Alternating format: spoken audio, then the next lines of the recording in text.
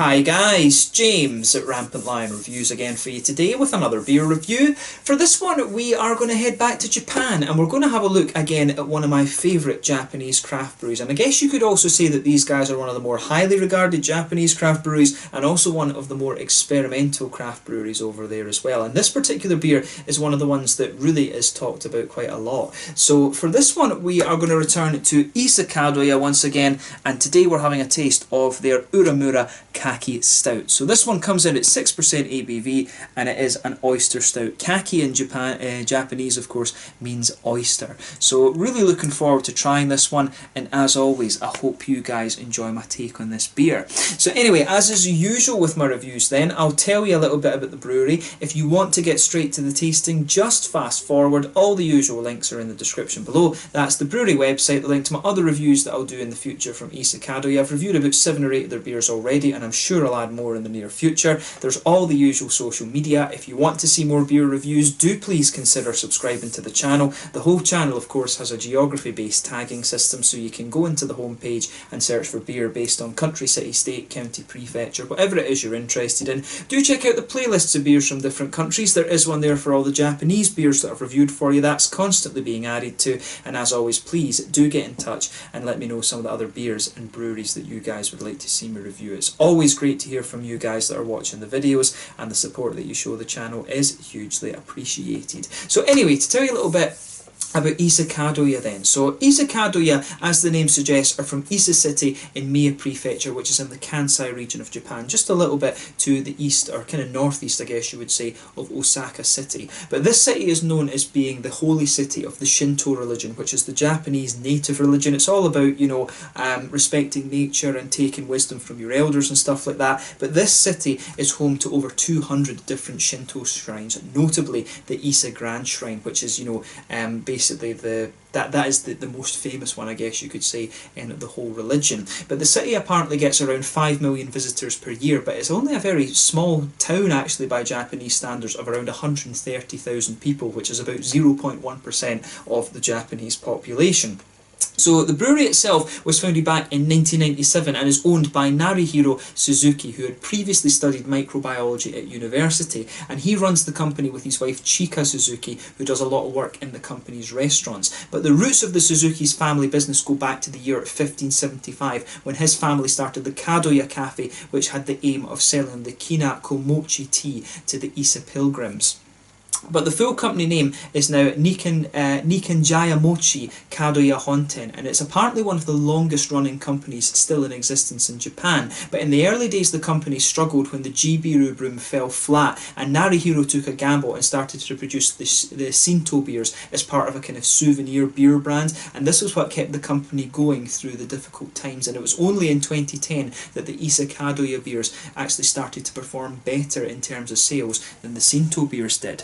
But the brewmaster at the brewery is Masakazu Nakanishi, who joined the company back in 1997 after working an office job. He'd studied fermentation in high school during his agriculture classes, and the brewery were apparently looking for a brewer when his work contract finished, so it really just turned out to be a perfect fit. But he later became brewmaster in 1999, and another instrumental man in the brewery is actually Yoshihiro Matsuoka, who is the restaurant manager and also the label designer, and he's known as the walking beer dictionary just because he has an absolutely ridiculous knowledge of different beer styles and things like this. But the brewery import various different hops and malts from across the world, and they use water from the local Miyagawa River, which is filtered through charcoal microfilters just to get it extra pure basically. But they're apparently very thorough in their quality control, and they've won many different awards for their beers to date as well. And the brewery own 2 restaurants. This is the Biyagura, which is the on-site restaurant at the brewery, and they also own the Ise Kadoya Kaikumaiten as well. But they've got a core range of various seasonal beers as well.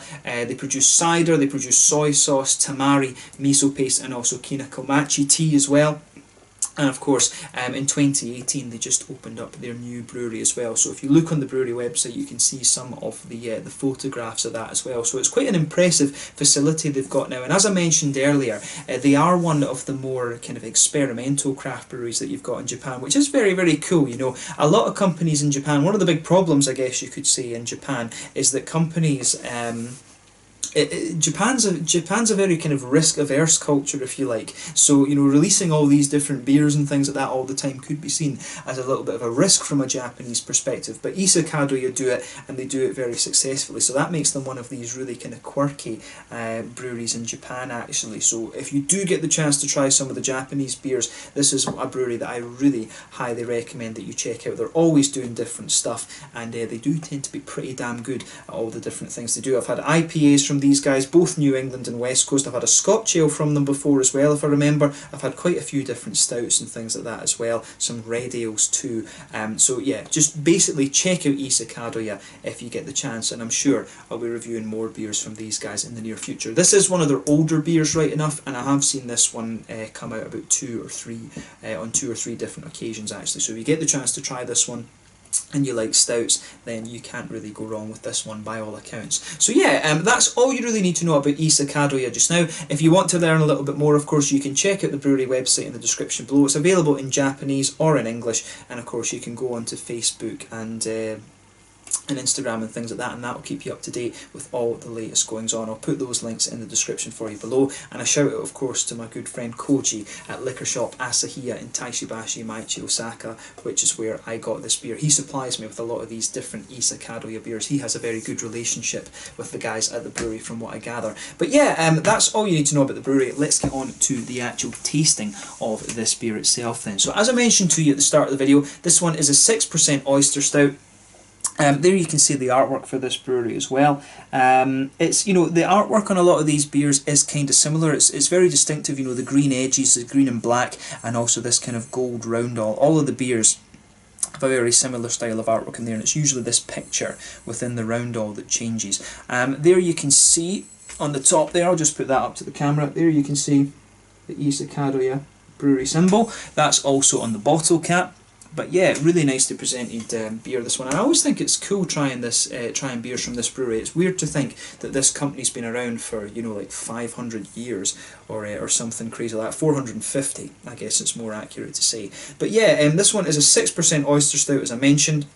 And it did say on the website as well that they put a little bit of smoked malt in this beer too. But without further ado, I guess, let's get this guy out and we'll get on with the tasting then. So this one is best before the 11th of June 2016, and I'm reviewing this beer for you on the 19th of April 2019. So yeah, well within date. Let's get it out and we will get on with the tasting then. Really looking forward to trying this one for you. And as I say, I don't review too many different oyster stouts, because, you know, I can't really eat seafood that much. It does tend to give me a bad stomach, but the oyster stouts, I've tried one or two of these and never really had a problem, and this is a beer, like I say, that is really highly regarded, so we'll just go with it and see how we get on. We can get rid of the brewery notes now and we'll focus on the actual tasting of the beer itself. So as you can see, and as you would expect from a stout beer, this one's poured a lovely dark ebony rosewood colour. There's a solid, I would say, 1/3 finger of a frothy,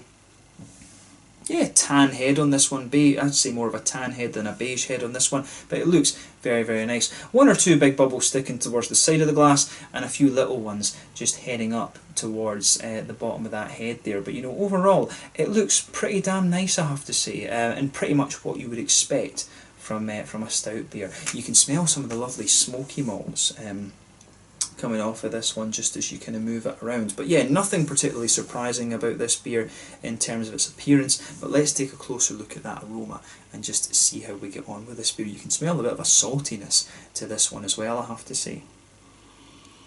Oh yeah, I have to say I like the aroma to this one.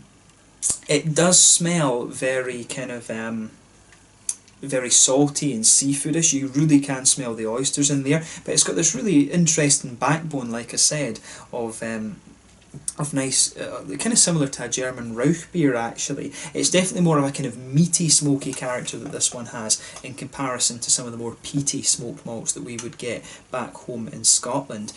But yeah, this is really quite nice, I have to say. I like the aroma of this beer. One of the things you do notice, I mean, obviously I've got kind of family connections to to Japan with my partner, of course.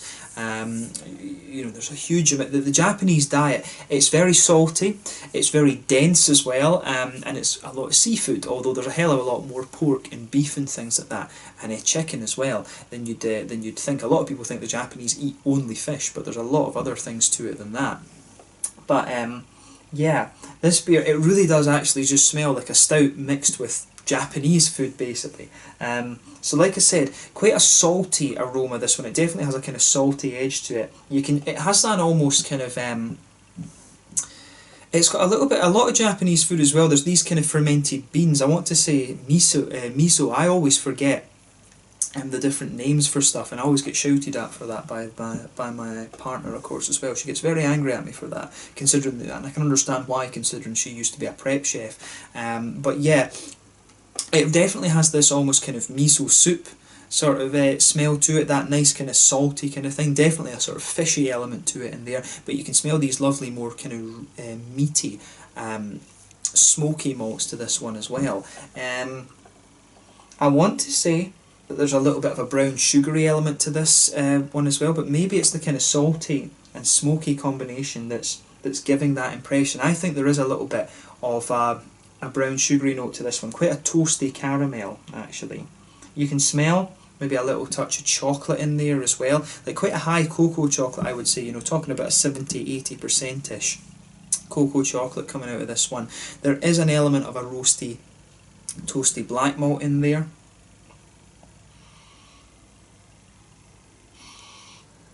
Yeah,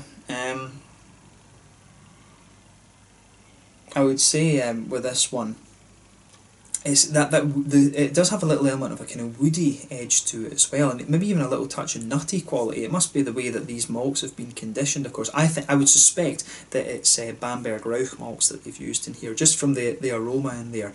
I would suspect that it's Bamberg Rauch malts that they've used in this one. It does have that distinctive, almost woody, but also still quite meaty, smoky note to it. I wouldn't bet against it being Weyermann malt either, from Bamberg, just because of the smoothness that you have in there. But the malty side of this beer really has a lovely aroma, this one. I can see why it is quite highly regarded. And that's one of the real interesting things about these Japanese beers. You can get low alcohol beers like this that have a hell of a lot of complexity to them, because the Japanese, you know, they tend to keep their beers a little bit on the lower side of things in terms of the alcohol, and they always seem to have this drinkability to them. To the Japanese, you know, generally beer is something to kind of clear the throat with and to be sessionable, if you like. That's how they view a lot of different beers. So I'm curious to see how this beer actually tastes. But yeah, a nice the malty quality to this one, and I guess you can say adjuncts, because they've added the oysters to this beer, obviously. But the way the malty side of this aroma comes out, it really is very, very nice. That's one of the most interesting aromas that I've come across in recent times when it comes to craft beers, and definitely one of the more interesting aromas I've come across in terms of Japanese craft beer too.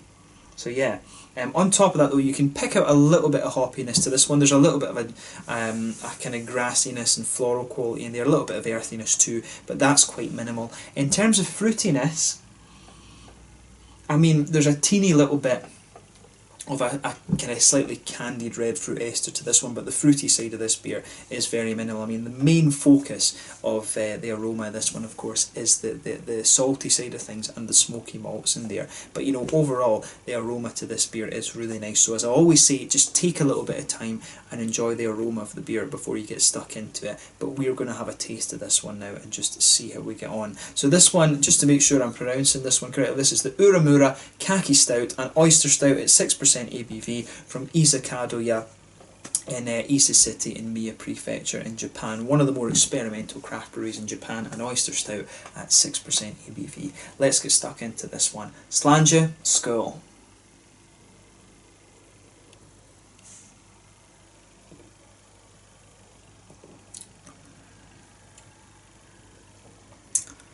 Yeah, that really is nice actually.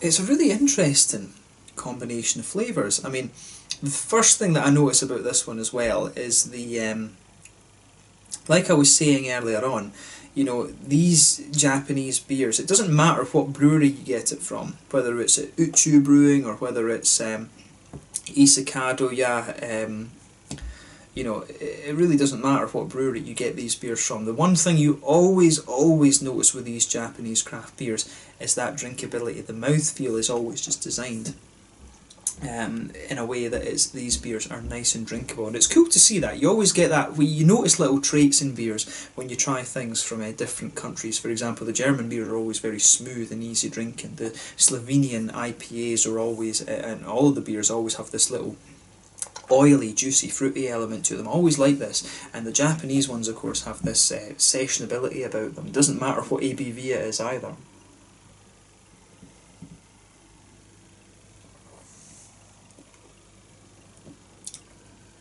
But yeah, this is really nice, this one. It's definitely a smoky stout, this. I do like how everything goes together in this one. So let's try and break this flavour down a little bit then. So you can feel in the malt base of this one, you've got a nice little bit of roasty malt just forming the very kind of backbone of the beer. On top of that, you do have a kind of bready element to this one. And it's almost kind of like it's a little bit woody as well. That'll be the smoky malt that's giving it that. And again, I really think it's Bamberg smoked malts that are in here, quite possibly Weirmann. And that's maybe where this kind of distinctive smooth base that this beer has is kind of coming from. The Weirmann malt, if you try quite a few of these local Bamberg beers, you really start to notice things like that. When you try beer that uses a certain malt quite often, you really start to pick up flavours like this. But yeah, it has a lovely roasty black malt backbone. This bready smoothness. It's almost like a well-fired bread crust actually. You can just feel that sort of blanket your tongue as well, and the further you go into the aftertaste, the more sort of woody that becomes. You do start to get some of these kind of beachy, woody elements out of it, and the smoky quality is just infused throughout the whole thing. Like I was saying, it is more of a kind of meaty smoky quality that this beer has. There's almost a teeny little bit of nuttiness. If you go to the very centre of your palate and then come forward, it does have a little touch of nuttiness in there, but mainly it's a nice woody woodiness that this beer has the further you go into the aftertaste, and the smokiness just lingers there too. There is a saltiness to this beer, but it's a lot more subtle actually than the aroma would have you believe. The saltiness is really quite strongly present in the aroma of the beer, but it's less so in the flavour, I would say.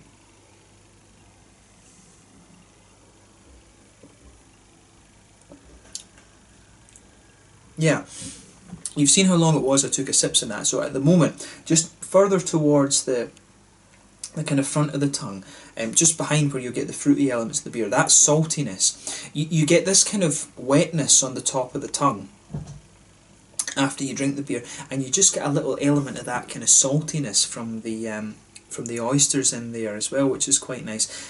There is a little element of fishiness, seafoody type quality when you go into the aftertaste of this one, and it sits more towards the front of the tongue. That it's really interesting just how everything goes together with this one. I like how the whole flavour in this one goes together. I mean, oyster stouts, I don't drink too many of them. It's not a very common style to come across in Europe actually. I think it's more common, you know, in places like California, Oregon, Washington, probably in New England a little bit as well actually, because they've got very good oysters and mussels and things there. Japan, of course, is very well known for its seafood, and I think I might have had an oyster stout from Iwate-kura or something like that as well. I definitely have another Japanese oyster stout. But like I say, not a style that's all that common here in Europe.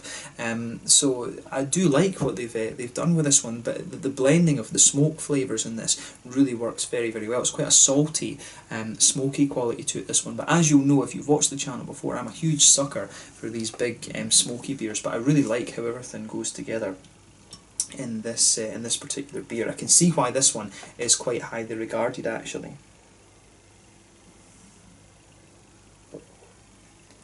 For example, if you like to compare this beer to something a bit more European, it actually reminds me of, I mean, if you like Schlenkerla, you will quite like this beer. The European beers that this one really reminds me of would be the Lava from Olvesholt Brugghus in Iceland, and also I guess the Surtur from Borg Brugghus up there as well. This beer really reminds me quite a little bit of that. It's just got a little bit more of a kind of salty edge to it. But this beer, the further you go into the aftertaste, I'm finding, and the more that your mouth adjusts to this one, the more that kind of salty flavour comes out of it. There is a little element of chocolatey quality to this one, but it's quite minimal, less so than you'd think from the Aroma. I'm not getting so much in the way of brown sugar with this one. This is definitely more one of these kind of breadier, smoother stouts, I would say. But the smoky notes, of course, whenever you put smoked malt in anything, particularly those Bamberg Rauch malts, it does have a tendency to kind of take over the flavour. But they've managed to get the oyster flavours out of this one quite well. It's more of a kind of, I don't know if it's right to say that it's a subtlety, but it's more a kind of thing that comes out in the aftertaste actually, but it suits the beer very, very well. This, I have to say, this beer gets a big thumbs up from me. Ise Kadoya have done a really nice job of this. It's quite unusual, this one. It's one of these beers that you really just need to try for yourself, and I think with this new brewery, Ise Kadoya are starting to export a little bit more, so maybe those of you watching in different parts of the world will be able to get a hold of this a little bit more easily in the future. But yeah, in terms of the hoppy side of the beer, then it's pretty much what you'd expect. In the back corners of the palate, you've got a little bit of earthiness there. As you move further forward along the sides of the tongue, you can feel the earthiness just smooth out a little bit. There's maybe a teensy little bit of floral quality there, but very, very minimal on the front corners of the palate. But it does have a little bit of a lighter grassiness around the front edge of the tongue. And as you go behind the front curve of the palate, of course, that's where you get a little bit of that oily bubble where the juicy, fruity esters start to come out of the beer. But again, for me, that's quite minimal with this beer.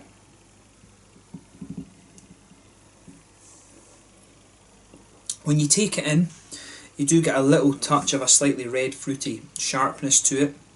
Sharpness maybe isn't quite the word, but the further you go into the aftertaste with this one, there's a little bit of a slightly candied red fruity note to this one. I don't know if it's right to describe it as a strawberry or something like that, but there is just a little touch of red fruity quality almost on the very tip of your tongue with this beer. But really the focus of this beer is of course the malty side of things, and the also it's a nice sort of salty smoky kind of thing. The other beer that this one could actually remind me of a little bit is the Norwegian Wood. The way that the malt base, the sort of vibe that the malt base has on this one is quite similar to that, although the flavour profile of that beer is obviously quite different with the juniper and things that they added to it. But the way that the smoky side of this beer comes out is quite similar to that. But like I say, it reminds me of the Surtur from Borg, and also the lava from Ulvesholt in Iceland as well. But this is a really, really nice beer, this one. It's quite unique, very, very unique actually. I don't think I've reviewed another beer like this one on the channel, so if you do come across this beer, just give it a try and see what you think. And oyster stouts, as I say, are quite a rare style to come across in Europe, so if you get the chance to try them in Japan or indeed in North America or wherever, then it is worth having a little go at. But big thumbs up to Ise Kadoya for this one. They've pulled off another very nice beer, and I can see why this one is pretty highly regarded actually. So yeah, I think that's a good place to kind of leave it in terms of the taste profile of this beer. It's one that you really just need to try for yourself actually. In terms of the mouthfeel then, I would say that this beer is it's mid-bodied. The carbonation is very, very smooth on this one. It almost has a little bit of that German kind of type smoothness to it as well actually, but at the same time it's a little bit lighter than you might find stouts from other countries.